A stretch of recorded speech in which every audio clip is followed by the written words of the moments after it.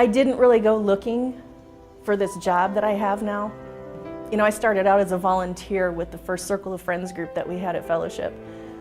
And that's really where I started to make connections with people at Fellowship, and my husband and I made friends that way. It was on the heels of coming out of that time in my life where sin just really destroyed a lot about me and a lot about the people around me. And so it was the beginning of this journey of being reconciled back to God. For such a long time, my faith became so much about what is God's will for my life. So I pursued my life. And I thought it was still in association with God's will, but it was still so much me. I think it still took me a long time to get past that this faith is not just about me. It's not just about my story and my salvation. God is doing something much bigger than that. And He started, I think, then to open my eyes into the fact that He is inviting me into this act of reconciliation, which to me is what justice is all about. It gets to the heart of trying to be a part of something that sets things right. The Reclamation Project we're a nonprofit, and we exist to promote the successful integration of the refugee and broader Fort Wayne communities. And we do that by building bridges through friendship, through education, through advocacy. And our really strong and firm belief is that in order to really address the needs of any group of people that you're talking about, whether it's refugees or anybody else, it involves education on both sides of the coin. I think I've just been so changed by what this experience has been that I want to invite others into what this experience can be for them, because I know that God is in it, and I know the potential of what He can accomplish.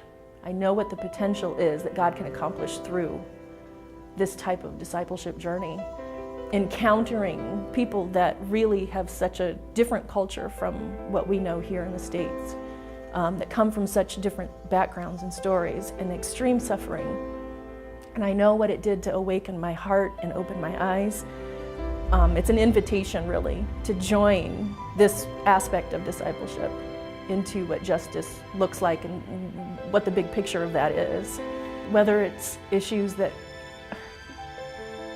are part of the community of homeless that exist. If you're not close to it, you can't understand how convoluted all of that is. The issues of injustice that my Black brothers and sisters have faced in our culture, I can't begin to understand that unless I'm close to that in some way. And I invite that story and that experience into my world.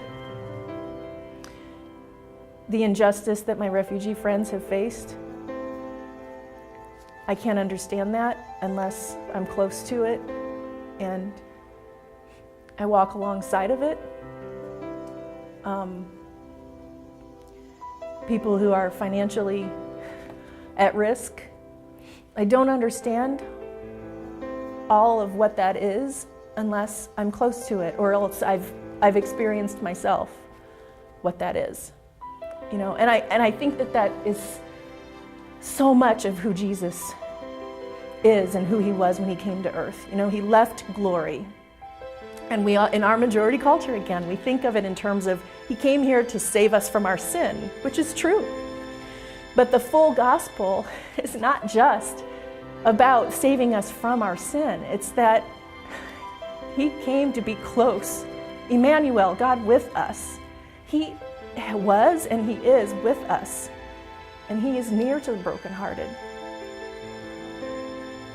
That's why He is God. That's why He can save us, because He knows it and He gets it. And that's the God that I want to serve.